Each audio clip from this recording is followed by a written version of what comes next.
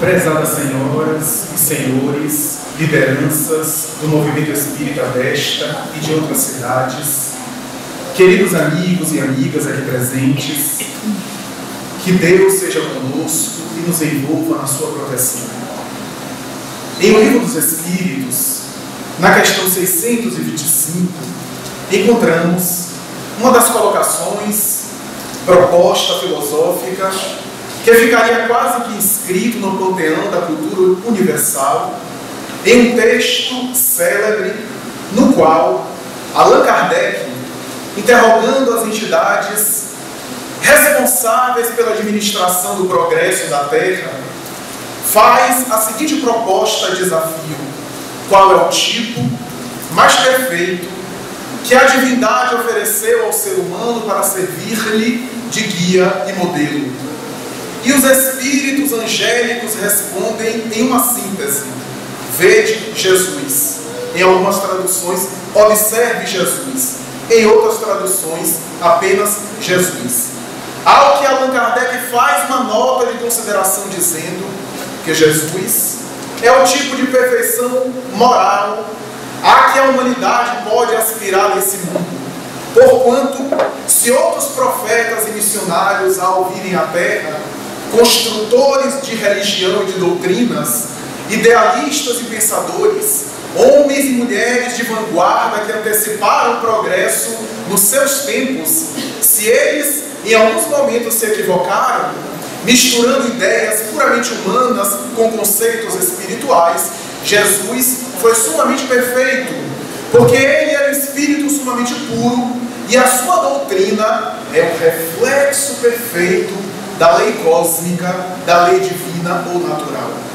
Estas colocações podem ser consideradas uma nova mentalidade cultural na sociedade a respeito de Jesus, o Cristo histórico, em detrimento do Cristo teológico e da sua mensagem que ao longo dos tempos foi muito conhecida, mas que interpretada e merecendo um enfoque variado ao sabor das épocas, das interpretações, dos interesses às vezes pessoais, das idiosincrasias e de contextos da época, não necessariamente fiéis ao seu pensamento original, mas de acordo também com o nível de mentalidade humana próprio das culturas da época.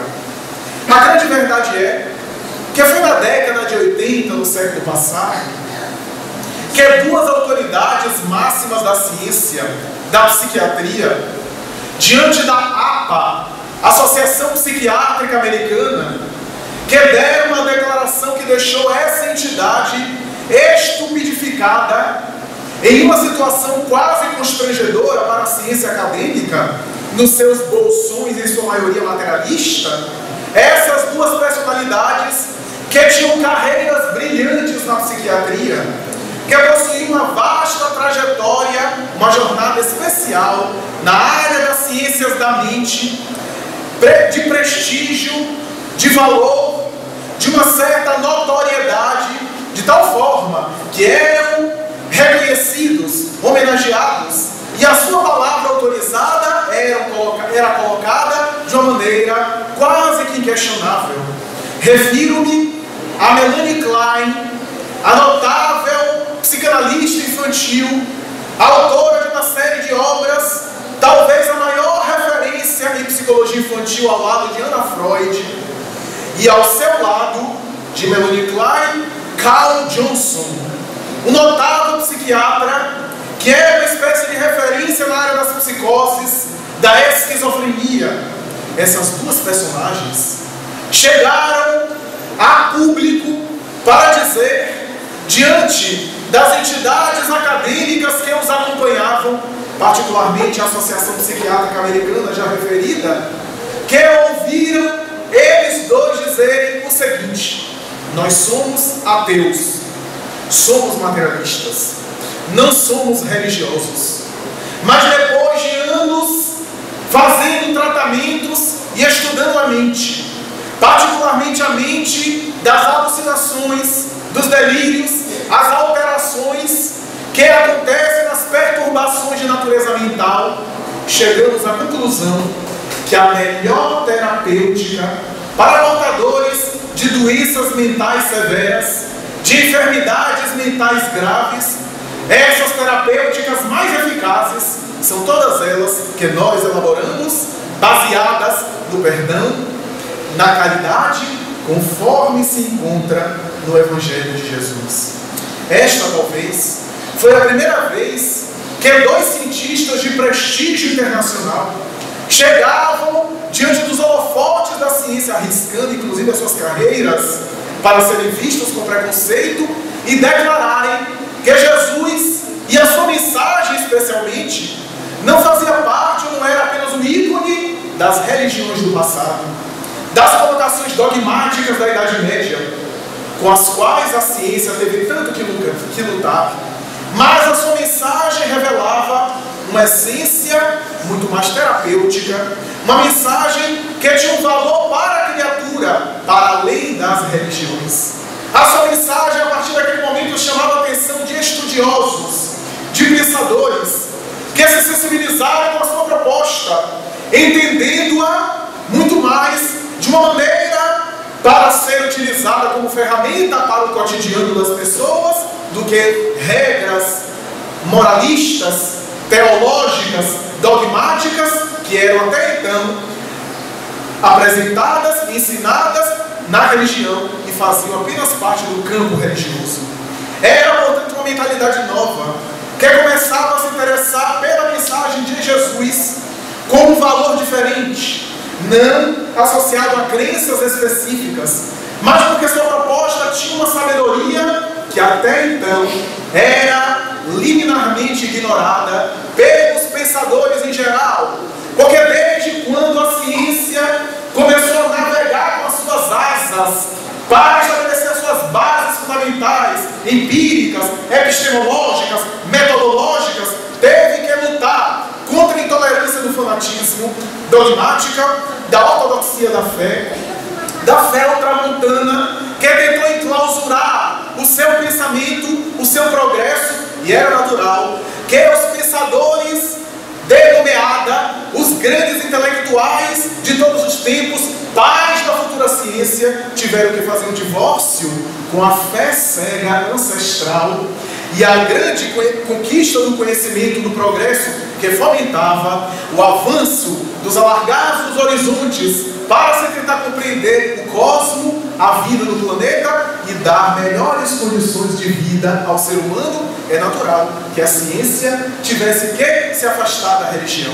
E se afastou tanto que se colocou um muro inamovível, com o qual era impossível ultrapassar e naturalmente se relacionar com qualquer coisa do ponto de vista científico que de alguma forma fazia lembrar ou fazia semelhança com propostas religiosas de fé, de espiritualidade. A grande verdade é que a partir daquele momento uma nova mentalidade científica se inaugurava. Um pouco antes, Albert Einstein, o grande matemático concepcionista, pai da teoria da relatividade restrita e geral na física, essa considerada a maior, talvez, cabeça da física de todos os tempos, depois de ter ganho o prêmio Nobel na sua área, em 1905, publicando seus famosos artigos, ele publica uma série de obras interessado que estavam a partir de então pela paz do mundo, porque ele conseguia antecipar uma futura guerra mundial que aconteceria mais tarde em 1939, com a Segunda Guerra.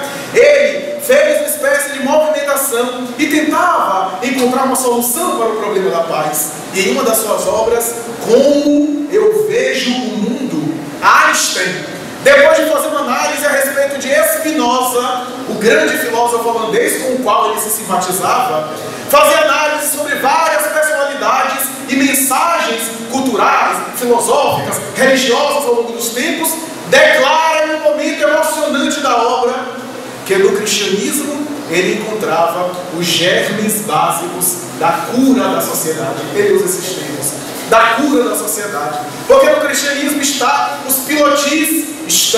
pilotis básicos de toda a renovação social que a Terra precisaria passar.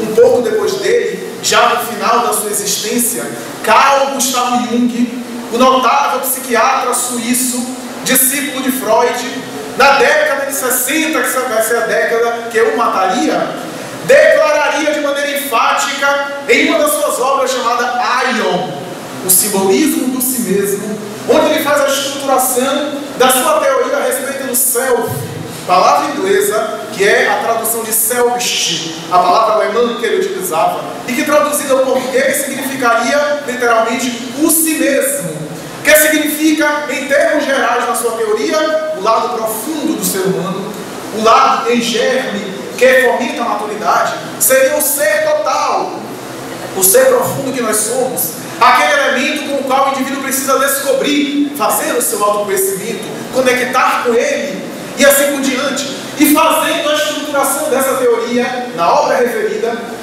Jung vai dizer que de todos os ícones históricos da humanidade, que melhor poderia representar metaforicamente esse self, que é o ser total, o ser integral, Jesus está em primeiro lugar.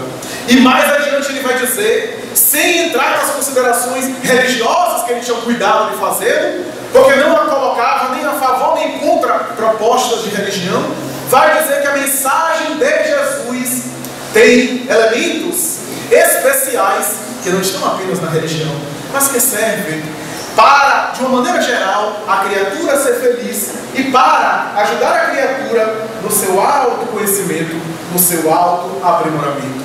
Essas colocações de Jung, de alguma forma, sensibilizaria a cultura internacional, porque logo depois uma das suas discípulas, a notável terapeuta Hannah Wolff, terapeuta alemã, que fez uma viagem na Índia e depois de passar a peregrinar pela Índia, assimilando a sabedoria oriental das religiões, psicanalista freudiana que era, pelo menos inicialmente, ao retomar, ela vai lançar uma obra chamada Jesus Psicoterapeuta, pelas edições paulinas, na qual defende a ideia de que Jesus tem uma mensagem que busca muito mais a criatura no seu mundo interior do que o indivíduo socialmente falando.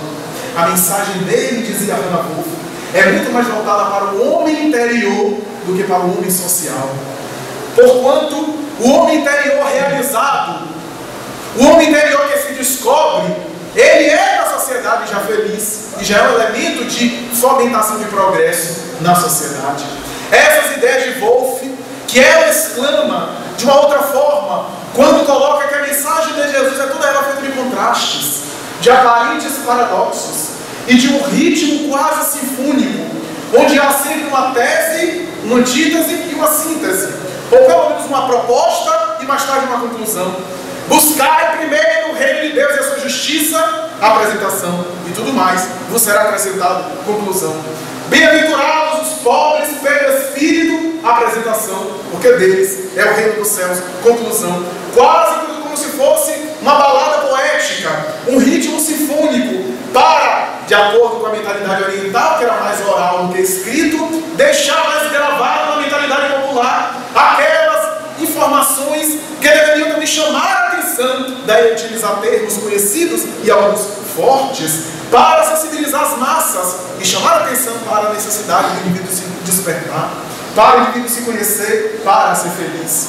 Mais tarde, Viktor Frankl, o notável psiquiatra vítima de Auschwitz e de outros campos de concentração nazista, que sobreviveu, ele dizia que muitas vezes, diante dos soldados nazistas que estavam prontos a fuzilá-lo nos campos de trabalho forçado, pela falta de alimentação, pela ausência quase total de sono saudável e a caminhada quase términa de trabalho forçado, os soldados caminhavam sempre atrás, esperando que alguém tombasse de cansaço para ser fuzilado. E ele, muitas vezes, quase tombando, dizia que fazia meditações, mentalizava chegando em casa, abraçando a sua mulher, a sua esposa, beijando-lhe a face, e aquilo lhe dava forças para continuar, porque a sua esposa era a pessoa mais importante da sua vida, e isso lhe dava resistências para continuar nessas meditações. Mais tarde, no entanto, ao sobreviver, ele percebe que a esposa havia sido assassinada de maneira cruel, que as famílias europeias em geral haviam sido dizimadas, e ao estabelecer uma espécie de consultório psiquiátrico em Viena, ele vai tentar estabelecer uma terapia de sentido, dar sentido às pessoas. E ele vai dizer que a grande meta do ser humano é ter sentido à vida, que o sentido é essencial. E em determinado momento ele vai dizer que só há uma solução para a tragédia de Hitler e de outros conseguir amar aos algozes. Porque aquele que odeia, enferma. Se eu odeio, dizia ele, eu vou adoecendo de tal forma que os algozes me matam e conseguem me destruir. Ele dizia isso a algumas pessoas que eram vítimas como ele. E como ele era autoridade para falar, porque também foi sobrevivente, não era alguém teórico que estava distante do assunto, as pessoas às vezes paravam para ouvir os seus conselhos. E ele dizia, só há uma solução. Porque se você continuar odiando, eles, depois de matar a sua família, vão matar você também. Vão destruir você. Porque o ódio vai você carregar o algoz dentro de você. O psicopata, o carrasco dentro de você. Ele é um doente e não merece que você também se destrua a sua vida. Por mais amargo que seja esse remédio, por mais difícil que seja essa terapêutica, a única solução é tentar amá-los.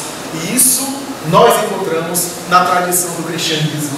Dizia ele de uma maneira emocionada, recentemente, Elizabeth Lucas, uma das suas discípulas, notável psicóloga infantil, que publicou uma obra chamada Histórias que Curam.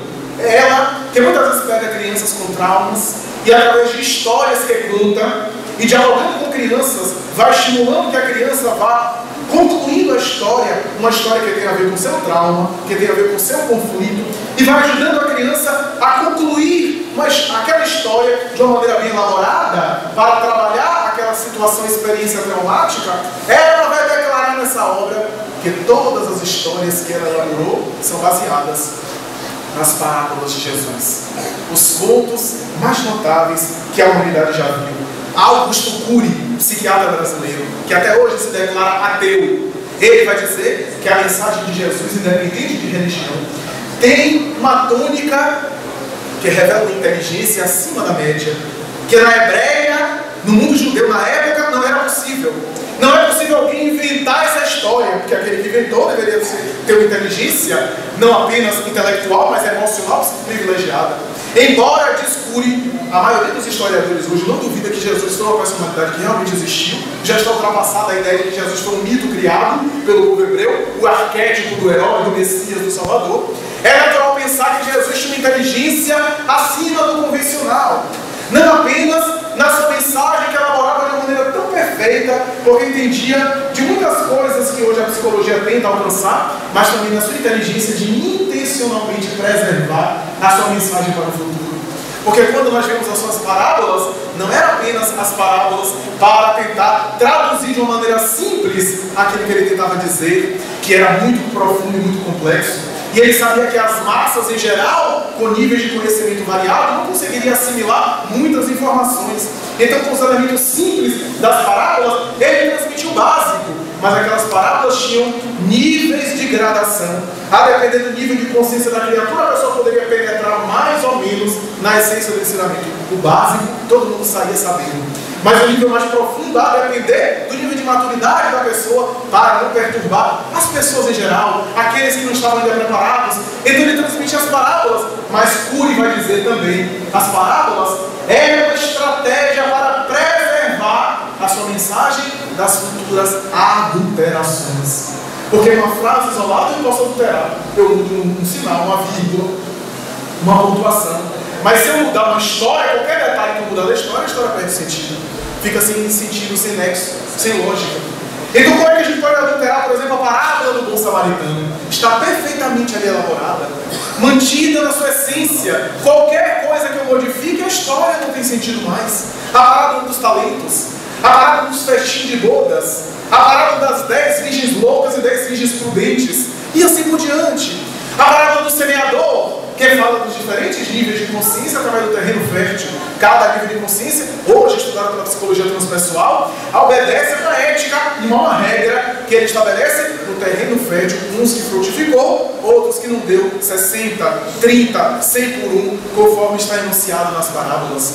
Então é algo que chama a atenção e que sensibiliza as criaturas. Renan, imortal da Academia Francesa de Letras, que lançou uma obra sobre Jesus também, vai dizer em um momento emocionado, ele que era cético, aliás, não era apenas cético, mas era adversário do próprio cristianismo, Ele vai dizer mais tarde, ao ler os evangelhos, não apenas encontrei uma mensagem especial que eu não conhecia, embora eu criticasse, mas encontrei o mais belo livro da humanidade, que é o livro de Lucas, porque ele tinha um verdadeiro apaixonamento pelo Evangelho de Lucas, que é considerado, segundo a maioria dos historiadores hoje, o terceiro Evangelho descrito em ordem cronológica. A grande verdade é que a sua mensagem, tanto quanto a sua vida, quase que passou despercebido pela história. Se nós pararmos para pensar nos livros e nas referências históricas que temos sobre várias personalidades da época, ficamos estarrecidos como Jesus quase não foi percebido. Sobre Cleópatra, a rainha do Egito, há várias referências. Júlio César, Tibério, o próprio imperador que estava no poder quando ele morreu, ou Otaviano, o imperador que estava no poder quando ele nasceu. Várias personagens da época dele, famosas, que mereceram várias referências de vários historiadores sobre ele. Há um grande silêncio. Um silêncio quase que comprometedor. Porque, aliás, são verdadeiras referências parcas. Flávio José, o historiador do povo hebreu, que tem uma frase muito rápida no seu livro Antiguidades Judaicas, onde ele diz que Tiago, discípulo de um homem chamado Jesus Cristo, foi decapitado.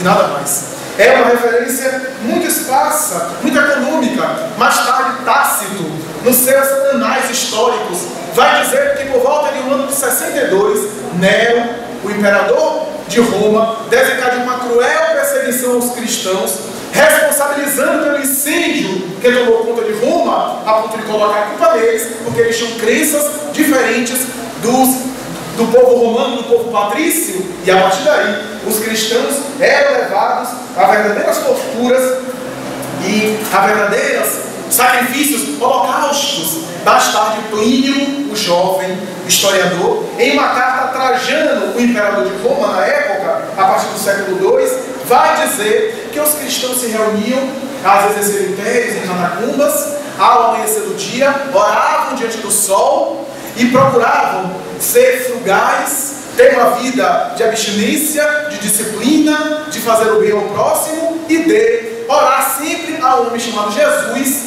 a quem o procurador romano Pôncio Pilatos entregou ao suplício e nada mais.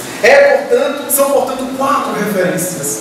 Mais tarde, muito mais tarde, em 1946, beduínos e pessoas nômades, pastores de cabras, encontraram manuscritos envoltos em grutas, alguns dentro de vasilhames antigos, de alabastro, alguns de porcelana, antiguíssimos. E esses manuscritos, que estavam escritos em uma língua extinta e que tiveram muita dificuldade, anos e anos, para interpretar os manuscritos, ali há uma referência muito rápida sobre um homem chamado Yashua, ou Yeshua. E essa é a maior prova histórica hoje de que Jesus realmente é uma personagem que existiu.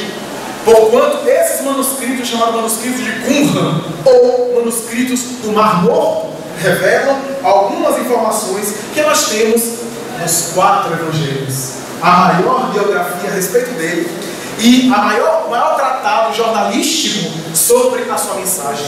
Porque são 4 pessoas escrevendo a respeito do mesmo homem, de uma mesma história, mas cada uma delas com uma visão. O que é especial? Porque se os 4 fossem iguais, seria motivo de suspeita, porque seria um copiando o outro.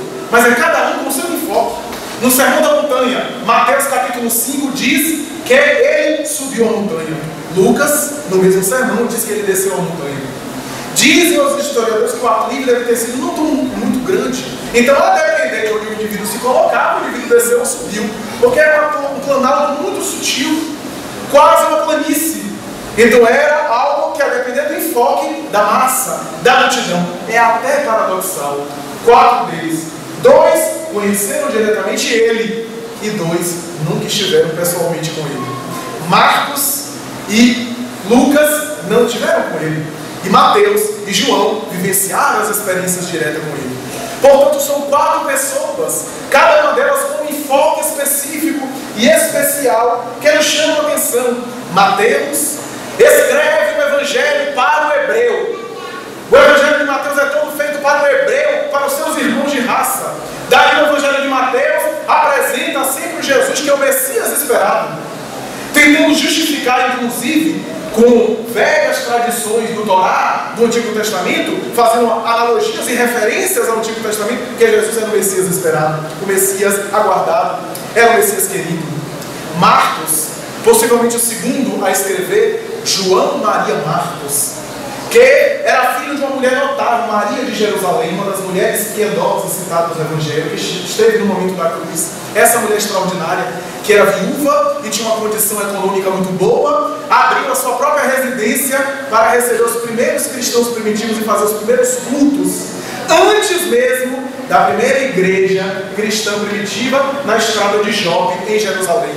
Narra Paulo e Estevão, através do venerando médium Chico Xavier, a maior obra da teologia cristã de todos os tempos, que em determinado momento, essa mulher, Maria de Jerusalém, que tinha uma ligação de parentesco com Pedro, chama Simão Pedro e entrega o seu filho de 16 anos a Pedro, dizendo que queria entregar o seu filho antes de morrer a Jesus. E Pedro promete orientá-lo no cristianismo. João Maria Marcos naturalmente abraça o Evangelho muito cedo e vai escrever mais tarde o Evangelho a pedido de Pedro. O Evangelho de Marcos, na verdade, é o Evangelho de Pedro, porque Pedro era analfabeto. E ele escreve um Evangelho feito para os romanos, para o Império Romano.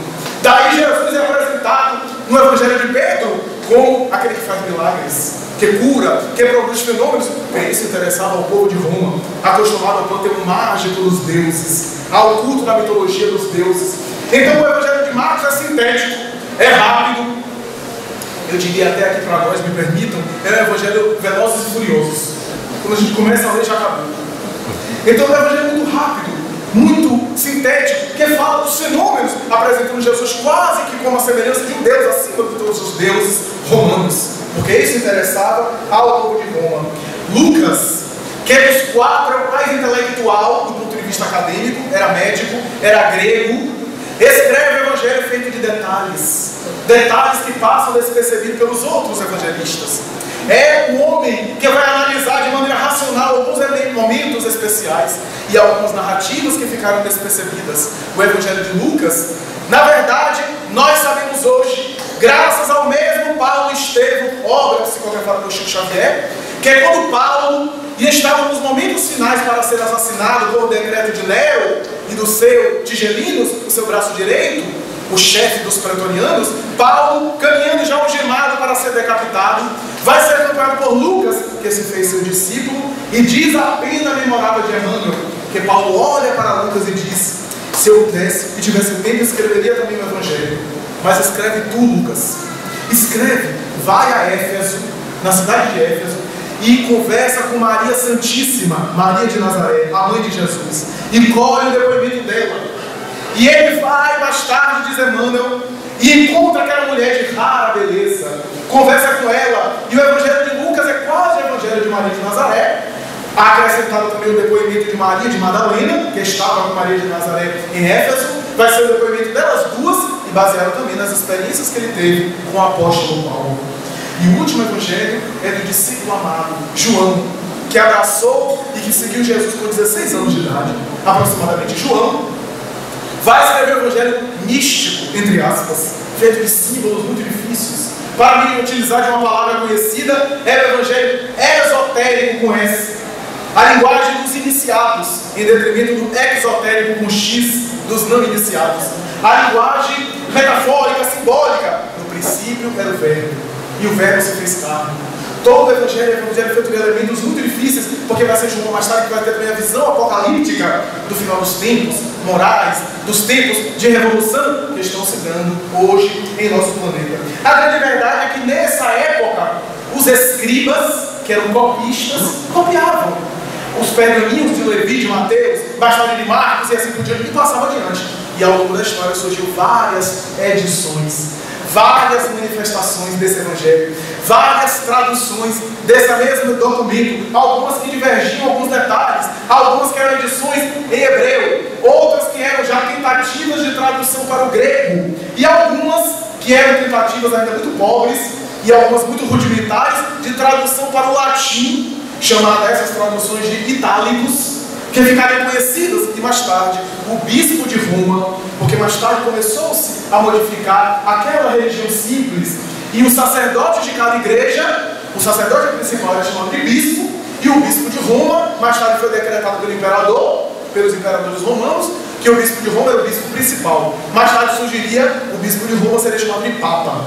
E o bispo de Roma, Damaso, no ano de 383, vai solicitar a presença de São Jerônimo, o grande intelectual da igreja romana da época, esse grande místico, e pede a ele para fazer uma espécie de compilação de todas as edições conhecidas em um modelo, que ele pudesse traduzir todos em um modelo, que seria o modelo oficial para o latim, para ser uma tradução oficial.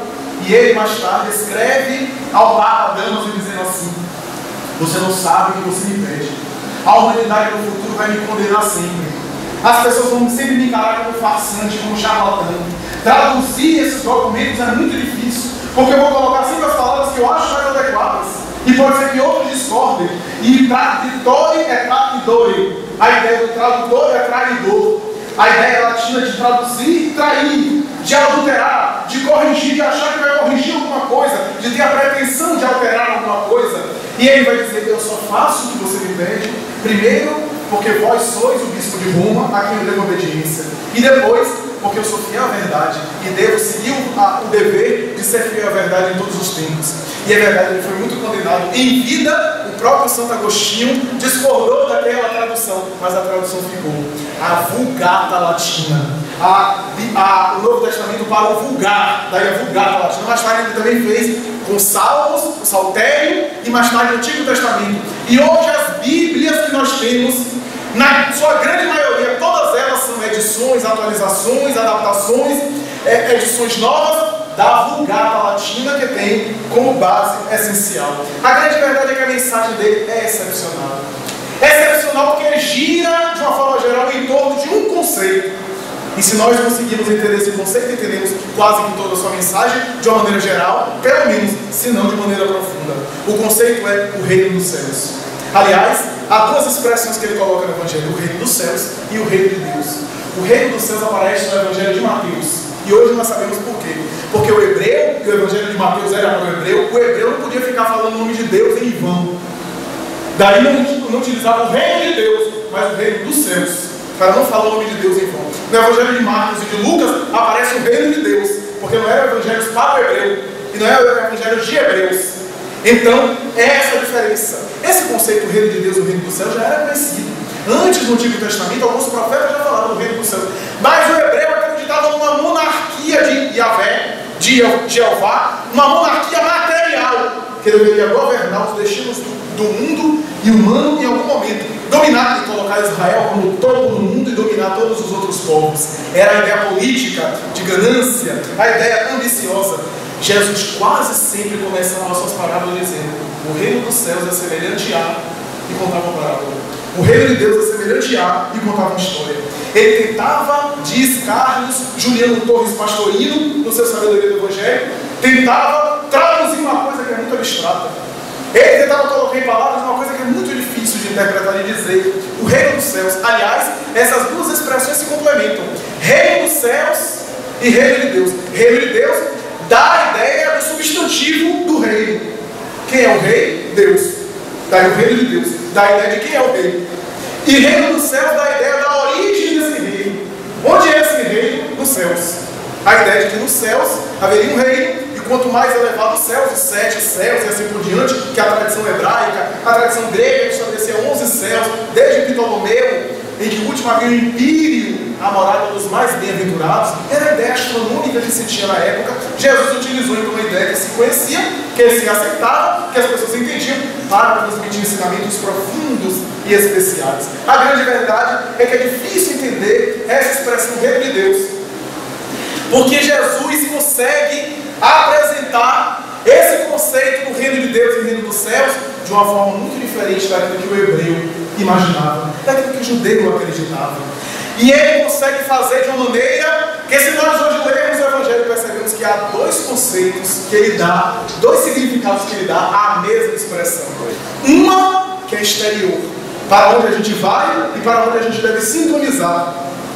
quando ele fala, meu reino não é desse mundo. Não é desse mundo. Então é algo que não está aqui, que a gente vai para.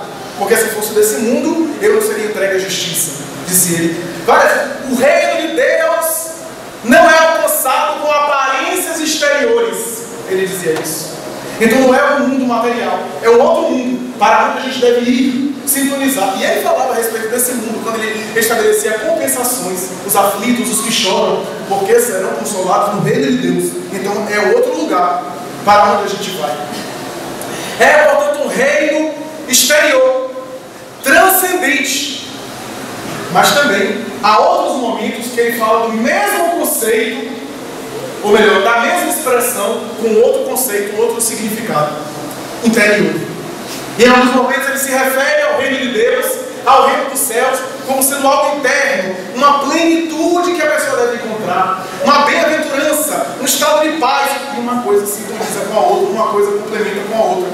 Daí dizem os filósofos do cristianismo atualmente que o reino de Deus que Jesus apresentou é imanente, está internamente, é imanente e é ao mesmo tempo transcendente. Transcende e ao mesmo tempo está dentro. O que é paradoxal, é contraditório. Porque quase sempre em filosofia o que é transcendente não é imanente, porque uma coisa anula a outra. Mas o reino de Deus tinha essas duas. O reino de Deus está dentro de vós. Quantas vezes ele falou isso? Ou algo parecido. Quantas vezes ele começa a parábola, quando eu fechei bodas, o reino de Deus é semelhante a um rei. Nós já sabemos que um rei é Deus. Um rei que fez uma festa de casamento, ao casamento do seu filho, matou os bois, preparou os convidados, chamou, mas os convidados não entenderam, trataram mal os servos, empregados, e até humilharam, perseguiram o seu filho, o filho do rei. E mais tarde, ele então saiu para chamar todas as pessoas para o casamento do seu filho, para as pessoas da rua, os miseráveis, as pessoas que estavam em qualquer lugar, para esse casamento, mas as pessoas entravam e só ficava aquela que tinha a túnica nupcial. Ora bem, o hábito de casamento era presente entre os hebreus. Mas ele está falando de casamento, nota que ele não fala na noiva, no presente de casamento, que era comum já na época, nos padrinhos, nada disso. Ele só está falando do filho que vai casar. Não é um casamento convencional. O rei é Deus, o filho é o próprio Jesus. O casamento é de Jesus com a humanidade. É o casamento do Cristo com a humanidade. Quem foi convidado primeiro? Aqueles que eram monoteístas. Aqueles que vieram e receberam os profetas, que eram servos do Filho, que vieram para chamar atenção. Como ninguém ouviu, agora o próprio Filho com o seu servo chamou todo mundo. Porque era o povo que tinha mais condições na época de entender a mensagem, porque já tinha a construção do monoteísmo divino. Era uma mensagem, portanto, especial, incompreendida, mal compreendida. Mas ele mesmo falou mais tarde, em João capítulo 14, versículo 15, 16, 17, 25 e seguintes, quando ele promete o Consolador. E esse Consolador que viria à Terra para lembrar a sua mensagem. Olha bem, quando ele fala isso no Evangelho de João, ele diz, esse Consolador recordará da minha mensagem. Olha bem, só se recorda de algo que se esqueceu. Ele já sabia que a mensagem dele ia ser esquecida. Recordará a minha mensagem e dirá coisas novas que hoje não posso dizer, e é por isso que eu vos falo por parábolas. Ele diz isso, prometendo o paracleto, a expressão grega que pode significar aquele que defende, aquele que consola, aquele que instrui, o advogado, ou seja, o defensor, o advogado ou o consolador.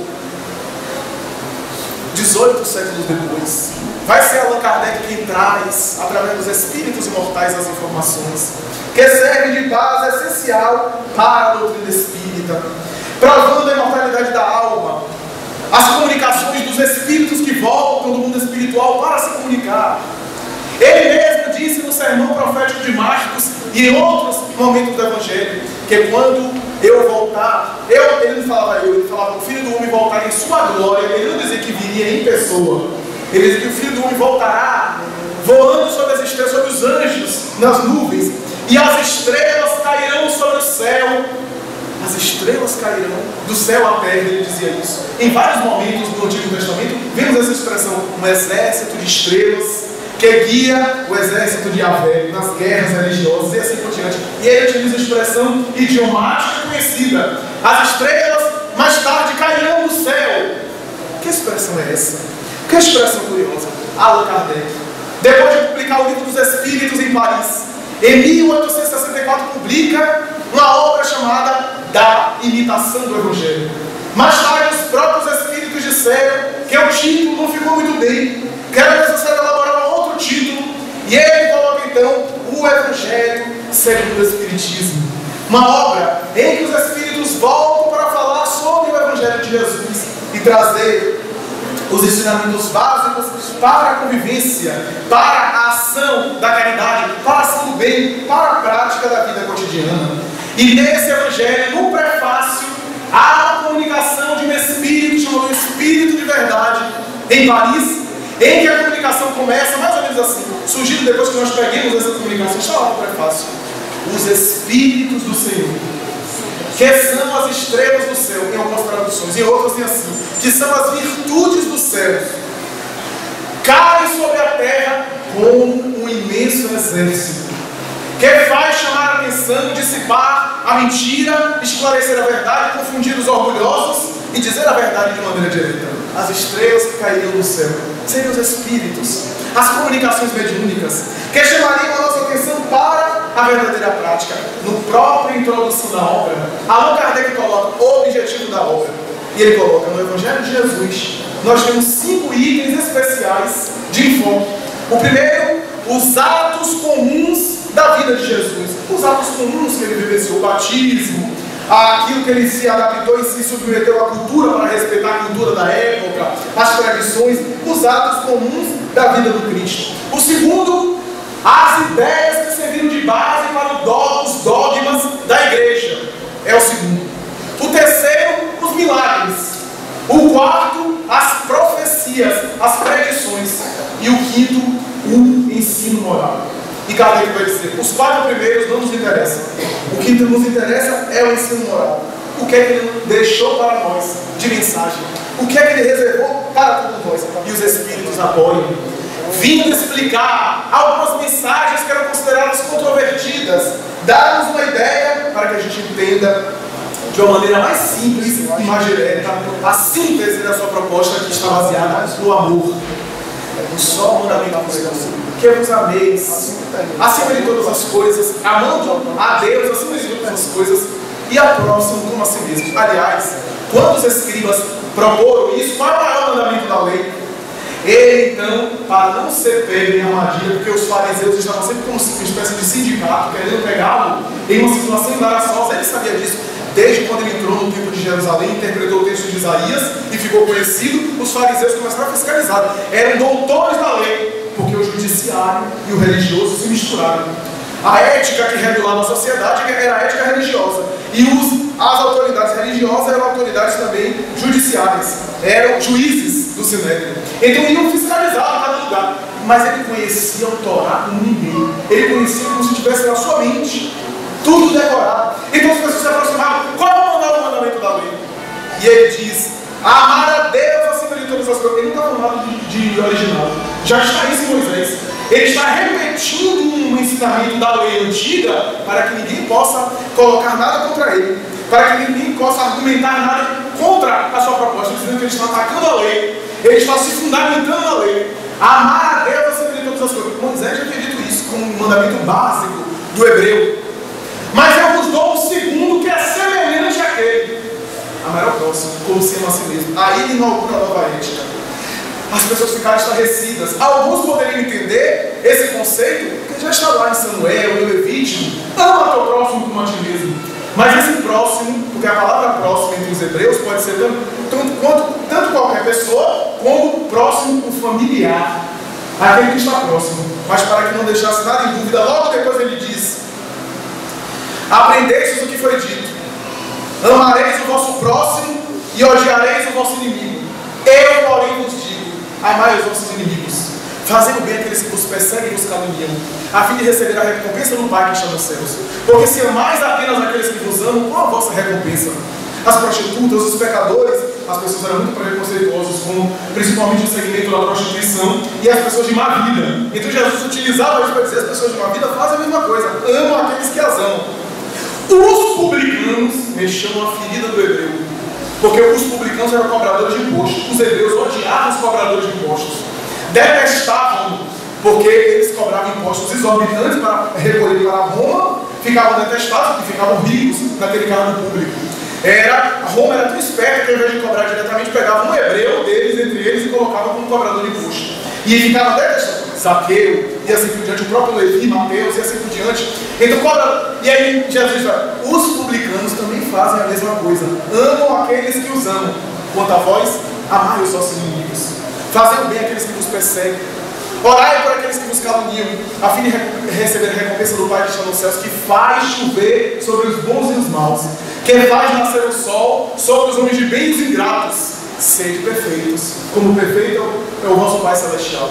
O amar ao próximo que ele estava apresentando era outro sentido, não era o amar o familiar apenas, aquele que estava próximo, mas amar as criaturas. Essa é uma ética diferente, e que ele colocou baseado na lei. Na lei antiga, para não ser levado ao crime, para não ser levado ao tribunal, para não ser incriminado, ele apresenta o modelo da convivência. Os espíritos assessorando Allan Kardec trazem esse conceito dizendo da caridade material e da caridade moral. Kardec faz consideração sobre a caridade material, porque Jesus também se preocupou na multiplicação dos pães e dos peixes, a assistência, mas ele se preocupava principalmente no despertar da criatura. No despertar da criatura para melhor. E que nós devemos fazer o mesmo atualmente. É claro que aí a gente ainda faz a caridade material, porque ainda os governos da terra, as nações da terra em geral, são injustas. A sociedade ainda é injusta. Então nós não vamos lavar as mãos como Pilatos e esperar que a administração pública dê conta de tudo. Nós vamos fazer a nossa parte. Vamos também atuar. Chegará o dia que não vai haver mais miséria social, que não vai haver mais demandas materiais. Mas a caridade moral é muito mais importante. Porque tem gente que dá o dom, mas não dá o perdão. Tem gente que doa a cesta básica, mas eu não perdoo. Então a caridade moral é muito mais difícil, muito mais meritória, portanto, e um valor muito maior. Não tem um olhar público, ninguém vê, ninguém aplaude, ninguém percebe, porque é uma luta interior da criatura se melhorando cada vez mais, da criatura se aperfeiçoando, e aí chama atenção. E a grande verdade é que quando os Espíritos falam sobre a tolerância, sobre a compaixão, o perdão, sobre as propostas que o cristianismo traz, ajude, os Espíritos trazem uma ideia que às vezes nos passa despercebida. A tolerância, o perdão, a caridade moral, de uma forma geral, é exercitado na convivência. Na convivência com os nossos. De uma forma geral. É claro que às vezes a gente enfrenta desafios com estranhos. Uma calúnia, uma pedrada moral, uma traição, uma situação de trabalho, uma situação social. Mas de modo geral, nas nossas relações mais próximas é que a gente nos fere.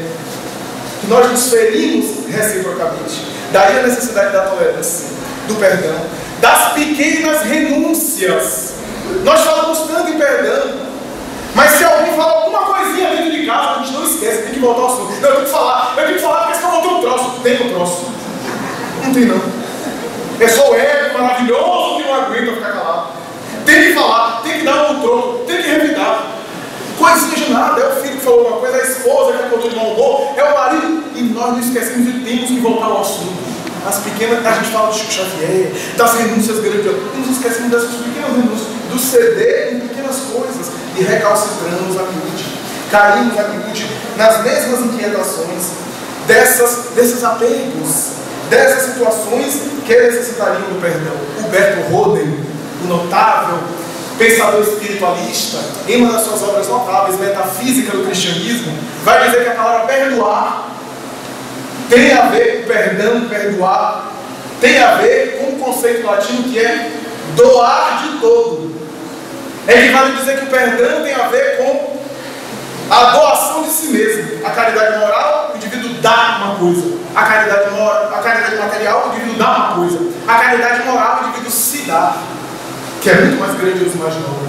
E isso somente acontece na convivência. Daí, aqueles que temos hoje a mensagem espírita, que interpreta as incógnitas do cristianismo como nenhuma outra, conforme nós aceitamos isso, é claro que outros vão discordar, que examina o cristianismo de maneira profunda, que traz de volta Jesus na sua pureza, na sua simplicidade, sem sacerdócio organizado, sem superstição, sem crendice, sem hierarquia, sem autoridade. Ninguém da doutrina espírita é inspirado por Deus, que é a palavra final. A palavra final é da doutrina.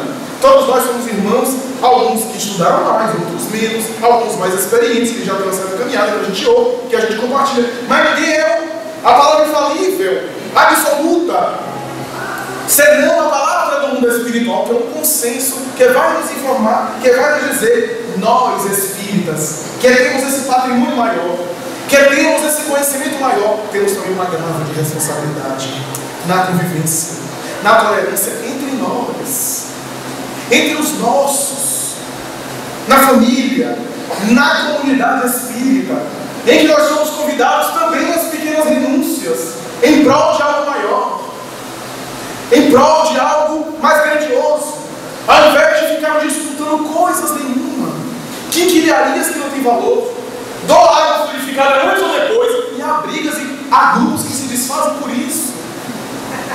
Grupos de estudo que uma pessoa discorda de outra em relação ao ponto e ficam de mal, por conta de uma interpretação, como se nós não tivéssemos o direito de ter interpretação diferente. Os espíritas têm os pontos básicos em comum, que são as crenças, os princípios básicos da doutrina. É espírita que aceita os postulados básicos. Mas em relação a alguns temas de estudo, podemos ter visões diferentes. É até saudável. Porque como não é uma doutrina dogmática, não tem uma imposição de aceitar. Então tem temas sobre o corpo espiritual, sobre chakras, sobre a postura do passe, sobre o perispírito no mundo espiritual, sobre coisas que na verdade ainda há discussões, autores diferentes, e só porque o nosso irmão discorda de nós a respeito de um ponto, embora seja o nosso irmão de crença, nós ficamos de mal. E nós vivemos com aquele que não nos compreende totalmente. Então estamos diante de um desafio, o desafio de viver o Evangelho. É natural que aqueles que estão mais próximos, com os quais nós convivemos, serão com esses que nós vamos nos ferir mais, por conta da proximidade. É natural. Com aqueles que estão mais próximos, nós às vezes temos expectativas. Com os estranhos a gente não tem expectativa nenhuma. Mas com aqueles que estão, a gente deposita muita expectativa, e por isso sofremos. Às vezes nos decepcionamos, nos frustramos. Eu vejo muita gente dizendo assim, eu fui espírita um tempo, não sabe? E em determinado momento, eu me decepcionei com o espiritismo. O que foi que o espiritismo lhe fez? Não, fulano, que é espírita e que deveria proceder dessa forma, me tratou mal. Ele é procurador do espiritismo. Ele também é uma pessoa que está seguindo a doutrina. É alguém que tem seus problemas, tem suas lutas. Não deveria. Não deveria, mas fez. É uma criatura humana antes de ser espírita. Então o que é que o espiritismo tem a ver com a conduta de terceiros? Aliás, se o doente está tomando remédio e está assim, imagina o seu remédio. Ele é alguém em tratamento como você, como eu. Você se decepcionar com a doutrina por conta de pessoas. Aí eu pergunto, vem cá, você não já foi tratada mal por algum médico que te atendeu? Já, e aí você se decepcionou com a medicina? E por que você se decepcionar com o espiritismo por conta de pessoas?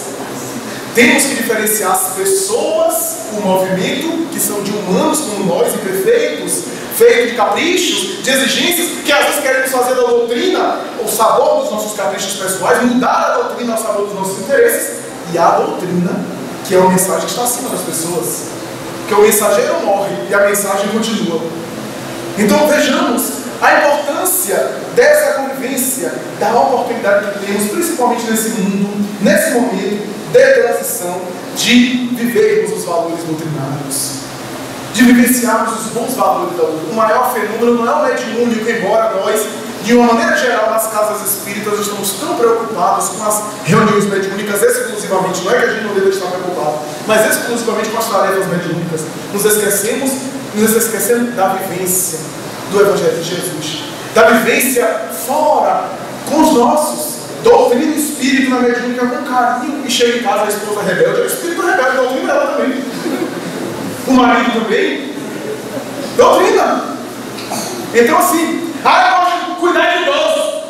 Cuida de idosos, mas a mãe está velha em casa e trata mal. É velha também, cuida do idoso em casa. Então essa é a tarefa para a gente não estar fazendo fugas psicológicas, para a gente não estar se realizando, na verdade, com o nosso ego. E naturalmente conviver em comunidade espírita é um desafio, porque somos naturalmente aqueles que voltamos, em sua grande maioria, às lideranças espíritas, aqueles que estamos atuando no movimento. Somos, de uma forma geral, aqueles que já estivemos no passado, em algumas religiões, que nos equivocamos, que nos excedemos e que tivemos uma outra chance. Voltando à terra agora, na doutrina consoladora dos Espíritos, o Consolador, na sua claridade, para de uma vez por todas optarmos pelo bem e não pelo mundo, por César, por Mamon. É esse o desafio nosso, como espíritas, como cristãos. Então, meus amigos, tentar ao máximo, na tolerância, na convivência. Jesus nos deu o maior exemplo de convivência, porque viveu conosco, com os discípulos, sabia dos defeitos de cada um e não ficou com grandes exigências, porque nós, às vezes, para admitirmos alguém em nosso grupamento espírita, é tanta exigência que a pessoa tem que estar no reino do céu já. É claro que a gente vai com bom senso. Se a pessoa detesta a contabilidade, não vai colocar ela como tesoureira do centro. Se a pessoa não gosta de conversar com a pessoa, não vai colocar ela como recepcionista. Se a pessoa não tem nenhum interesse de estudar a doutrina, não pode ficar pedindo passo na tarefa mediúnica, que são tarefas específicas. É claro que tem que ter um nível de qualificação, mas não podemos ter exigências demasiadas. Esperar indivíduos perfeitos para formar fileiras de trabalho. Jesus sabia dos defeitos de cada um, de Judas, de Pedro, sabia de cada um. E aqui para nós, que modelo de convivência? Depois de toda a sua saga, eu fico pensando, me colocando no lugar dele. Eu, com minha mentalidade, pelo menos eu fico pensando, eu com minha mentalidade, depois de ter feito tudo o que eu fiz, eu pensava comigo, o que eu fiz, já fiz. A mensagem que eu dei, agora cada uma que siga a sua vida e se arrepende. Para tentar seguir, para tentar... Mas ele volta, é uma mentalidade acima, volta a cada um dos discípulos, para dizer que continuaria convivendo com eles. Volta, e aqui para nós, se eu voltasse, Pedro, que decepção, hein? Diz que daria a sua vida por mim, hein? E no momento final negou e saiu correndo. Judas, que é isso? Tomé, descrente. Eu ia apontar cada... Mas Jesus não. Ele volta e nenhuma censura, nenhum tipo de reclamação, nenhuma queixa, para demonstrar como deveríamos alcançar, como deveríamos fazer naturalmente com o nosso esforço. Estudar a doutrina, não recuar e fugir do movimento. Temos decepções, temos calúnia, é o amigo que se desequilibrou, é o indivíduo que agora virou adversário. Permaneçamos. Porque se o indivíduo saudável, por timidez, recua, o movimento vai ser ocupado pelos desequilibrados, pelas pessoas que não estão bem, e alguns pelos perversos de interesse. Mesmo sofrendo calúnia, permaneçamos. Nem que seja nos mantendo em silêncio. O silêncio de Chico Xavier falaram muito mais alto do que as palavras perturbadoras que giraram à sua volta. Por conta do exemplo de anos. Quantas vezes foi caluniado, a ponto de ser acusado das várias coisas. A revista Cruzeiro no passado, que tanto caluniou, acusando ele inclusive de psicopata, tirando fotografias estranhas e montagens e colocando. Porque tanto o Jean Lazon como o Davi Nasser tinham uma antipatia gratuita por Chico Xavier. Mais tarde, antes de falecer, Davi Nasser deu entrevista dizendo, perguntaram a ele qual é, na opinião do Senhor, os seus maiores erros como jornalista. Eu cite 10. E ele disse, não sei se eu vou me lembrar, 10 era como jornalista consagrado, não sei se 10 eu não consegui lembrar, mas na primeiro lugar da lista eu coloco Chico Xavier. Entrevistador, não estou entendendo o que é que quer dizer. A forma como eu tratei o médium Chico Xavier, hoje eu me arrependo. E peço licença para aproveitar dessa entrevista e pedir perdão a ele publicamente. Porque foi tantas calúnias e Chico continuou. Foi enxovalhado, na época passou mal visto, permaneceu. Nada melhor do que eu tenho. E em silêncio. A seu silêncio falou muito mais alto. Jesus também, quantas vezes fazia silêncio? Por isso, meus amigos, o objetivo de uma caravana é nos congregarmos, é confraternizarmos, a semelhança desses grandes idealistas que foram citados, a semelhança de Leopoldo Machado e de outros, que fizeram tanto para essa aglomeração de pessoas, que hoje é confirmada essa tese, com várias mensagens, entre as quais Bezerra de Menezes, por intermédio de Divaldo Franco, que diz, antes de haver a unificação das instituições, é necessária a união das pessoas. A união aqui não é uniformização, não é todo mundo pensar da mesma forma, mesmo pensando diferente do irmão de crença, mas estamos em união, para fortalecermos um grupamento que luta entre si, como se estivéssemos servindo senhores diferentes. Então esse é o nosso desafio como espíritas, fazer grupos de estudo do Evangelho. grupos de estudo para esmiuçar essas tradições que aqui comentamos de maneira passada. Temos tido e observado em alguns locais do movimento espírita essa tendência voltada ao Evangelho. Estudar o Evangelho, não o Evangelho fazer o Evangelho lá, não fazer apenas uma terapia do Evangelho, mas estudar o Evangelho nos seus detalhes, nas suas frases. Temos visto uma tendência do movimento que remonta ao cristianismo primitivo, em que os cristãos se reuniam para estudar os textos de Mateus, de Marcos, ali examinados, numa frase às vezes.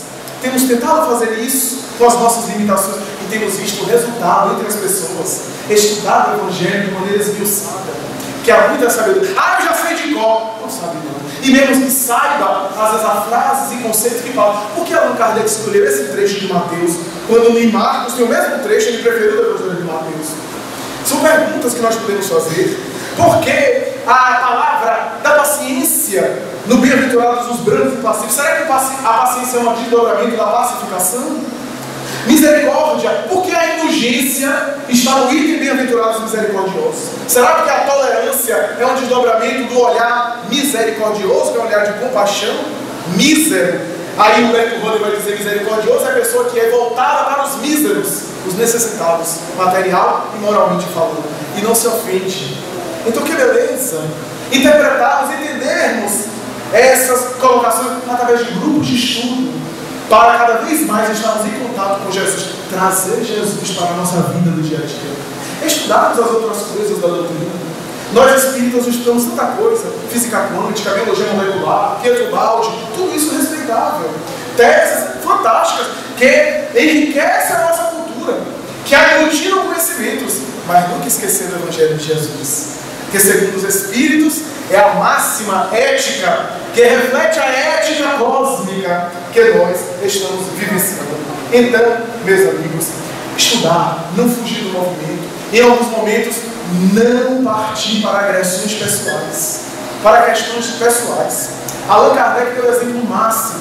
Ele vai dizer em Obras Póstumas que o Espírito de verdade disse a ele: experimentarás falências, agressões dos próprios companheiros da Sociedade Espírita de Paris. Terás uma pessoa denegrida, experimentarás o risco da própria vida. E ele colocou a nota de rodapé, dizendo assim: estou escrevendo essa nota 10 anos depois. Tudo aquilo que o Espírito de verdade falou se cumpriu. Melhores amigos me abandonaram no momento que eu mais precisei. Pessoas me esbordearam a honra, mas eles sempre me recomendaram para não se defender de maneira pessoal, porque todo aquele que se defende também ataca, e nenhum cristão pode ser verdadeiramente cristão atacando o outro. Então permanecemos em silêncio. Nesses momentos de dores, disse Allan Kardec, pela oração eu elevava o meu pensamento acima da humanidade e podia ver o futuro que estava reservado a mim, e isso me fazia ficar menos magoado com as coisas da terra, menos magoado com a humanidade, porque via onde estava o futuro reservado para mim pela oração, elevando-me acima da humanidade. Contou certa vez Chico Xavier uma carta a um amigo. Ele disse mais ou menos assim: não creia você que as minhas dores, as minhas dificuldades, as incompreensões que eu sofri foram apenas daqueles que eram adversários do Espiritismo, que eram inimigos da doutrina. Não. Irmãos de crença e de ideal, muitas vezes fizeram-me padecer lágrimas de sangue. Eu me recordo, disse ele ainda ao companheiro de jornada, de um companheiro nosso, que pediu uma mensagem mediúnica para um problema que estava vivenciando. Eu entrei em transe, Emmanuel veio e deu a mensagem. Quando eu entreguei a ele, porque a mensagem não atendia às suas paixões, ele rasgou-me na frente, me chamando de charlatão e saindo na frente de todo mundo. Eu aguentei e não falei nada. Chegou outro amigo, eu entrei em transe, ele pediu uma mensagem para o problema pessoal que estava vivendo em casa, com a família. Veio uma mensagem, veio as informações. Quando ele dei, porque a orientação não atendia aquilo que ele esperava e aos seus caprichos pessoais, ele rasgou a mensagem e escarrou na minha face. Eu aguentei tudo, sem uma palavra, na presença de vários amigos.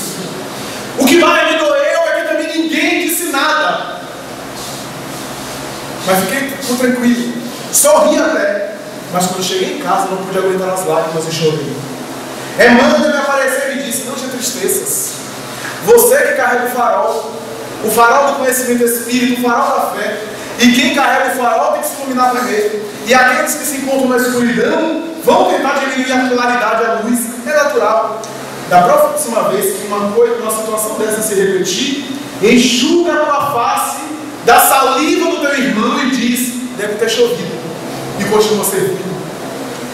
Divaldo Pereira Franco, de Feira de Santana, como foi dito, só podia ser Feira de Santana, certa vez comentou que na época dos regimes de exceção aqui no país, de perseguição, onde em alguns momentos o espiritismo era confundido com o comunismo, as casas espíritas na década de 60 e 70, algumas foram fechadas, a intolerância religiosa do outro lado apedrejava, como foi falado aqui, algumas casas, algumas pessoas chegaram a sofrer pedradas, a intolerância era cruel, a perseguição política também e assim por diante. Ele disse que naquela época tuanesca, ele, idealista que ela era, desejou morrer em holocausto como se fosse um mártir.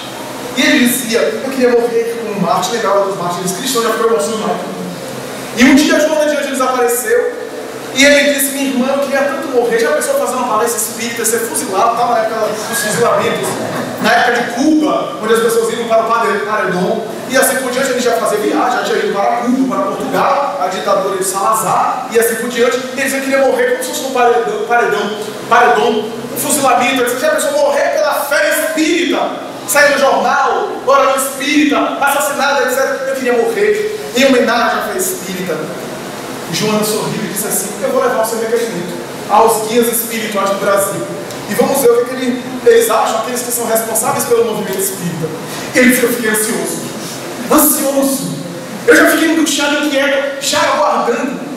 Na oportunidade que ela me apareceu próxima, depois de uma sessão mediúnica com um grupo de amigos, eu perguntei a ela mentalmente, as pessoas estavam presentes, mas eu perguntei: e aí, minha irmã, já tem resposta? Ela, enigmática como toda freira, sorriu, balançando a cabeça, olhou para mim e me disse: já tenho resposta. Teu requerimento foi aceito, foi deferido, meu filho. Morrerás. E Divaldo disse: quando? Ele já imaginava abrindo os braços e sendo fuzilado. E Joana disse assim, só que veio com a nota de esclarecimento, o requerimento: morrerás a cada dia um pouquinho. Ele já ficou decepcionado. As tuas melhores amizades chamam no herói. Amigos que te beijam a face, aproveitarem a tua ausência para esbofetear-te. Mãos que te acariciam o rosto, esbordoarão a tua honra. Terás a pessoa denegrida, a pessoa vilipendiada, o nome caluniado durante anos e anos e anos. Se tu nunca te defenderes, se tu nunca mostrar que sabes, se tu nunca demonstrar nenhum sentimento de rancor, de enfado ou de inveja, se tu nunca saíres da situação em que te encontras para defender e defendendo acusará o teu irmão, talvez chegarás no momento final, na sepultura, sozinho, na solidão, mas eu estarei contigo. E nos momentos finais, quando os despojos cadavéricos silenciarem na química inorgânica, nós te abriremos os braços dizendo: vem, meu filho, tu és um Marte, tu experimentou o holocausto. Divaldo olhou e disse: eu não estava pensando nisso, eu estava pensando em outra coisa. Ela disse: é porque você estava preocupado com o ego, você não queria ser Marte, coisa de você queria aparecer através de uma morte violenta. Mas isso é o que é esperado pelo discípulo de Jesus atualmente: a morte devagarinho, pela tolerância, pela compreensão dos outros, pelas agressões, pela compaixão com aqueles que não te compreendem, permanecendo fiel ao dever até o fim. É a nossa tarefa, meus amigos. Que tarefa espinhosa, que tarefa difícil, mas é a tarefa da convivência, que ele próprio demonstrou no seu holocausto, no seu momento final. Então, com muita felicidade, Feira de Santana faz movimentos como esse, para continuar pessoas que já estão inseridas no movimento, lideranças aqui que serão mais tarde agentes multiplicadores dessa mensagem, ou da mensagem do Evangelho, principalmente da mensagem do Evangelho, que serão agentes multiplicadores nos seus locais, para iluminar consciências, para esclarecer pessoas, para que façamos um movimento cada vez mais fortalecido,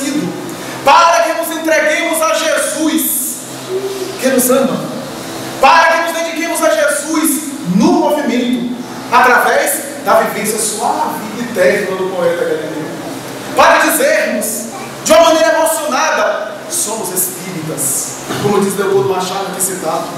Sou espírita, conforme Emmanuel, a maior caridade que se faz em relação à doutrina espírita é a sua divulgação. Mas quando ele diz isso, ele fala divulgação não apenas por palavras, mas por exemplos, em que através do exemplo da ação as pessoas dizem, você é diferente, você tem uma conduta diferente, você é crente, é? E com quão gosto nós dizemos, sou espírita, o outro chega a tremer, quase se estribucha no chão. Quantas vezes o espiritismo nos torna melhor? Nós estamos em fila em banco e a pessoa fura a fila. Se a gente não fosse espírita, a gente ia morder a pessoa. Mas o espiritismo, então a pessoa olha e diz assim, é a divulgação que a gente faz com a doutrina através dos atos. Cartas vivas do Evangelho, como diz o apóstolo Paulo. Somos cartas vivas, onde as pessoas nos leem essas cartas através dos exemplos, porque sempre somos exemplos para alguém. Sempre alguém está nos observando, sempre alguém está nos espiando, sempre alguém está nos copiando, servindo-nos de nós de referência. E por isso a necessidade da assistência, da ação do bem, os bons espíritos aqui presentes, que nos assessoram, e que invariavelmente aqueles que lideram o movimento espírita, que lideraram enquanto encarnados, se encontrando no além, continuam nos assistindo, suprindo as nossas faltas, as nossas deficiências, para dizer que a vida continua após a morte, e que não vamos nos arrepender de termos feito o bem, de termos atuado no bem, começando agora uma nova aurora, uma nova madrugada que se inicia no planeta, onde já podemos vislumbrar, com tanta tragédia, com tanto linchamento público, com tantas agressões que a mídia sensacionalista tem noticiado, mas que já divisamos os preâmbulos, os primórdios, os pródromos de uma futura renovação, e que temos a honra de estar participando nesse momento de transição.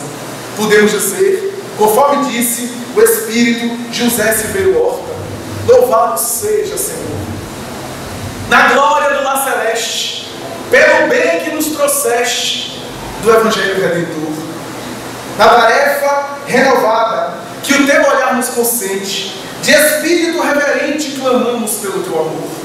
Pobres cegos que fugimos da luz que nos enleva, nossa oração rompe a treva, escuta-nos, mestre, e vem retificar nosso passo na estrada corrigida, sustenta a nossa vida na luta do eterno bem. Dá-nos, Jesus, tua bênção, bênção que consola e levanta, para que a tua doutrina santa vibre pura e viva em nós. Faze, Senhor, de nós todos, na caminhada incessante, a todo momento, a cada instante, possamos ouvir-te a voz. Ampara a nossa esperança, socorre a nossa pobreza, liberta a nossa alma presa do erro e da imperfeição. Mestre excelso da verdade, hoje e sempre em toda parte, ajuda-nos a guardar-te no templo do coração. Muita paz.